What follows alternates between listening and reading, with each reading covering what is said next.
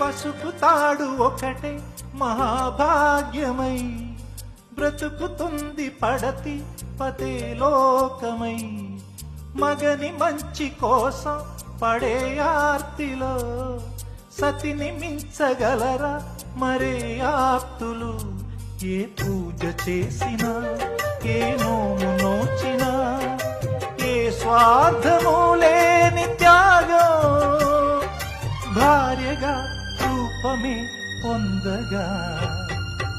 అపురూపమైనదమ్మ ఆడజన్మ, ఆ జన్మకు పరిపూర్ణత ఇల్లాలమ్మా.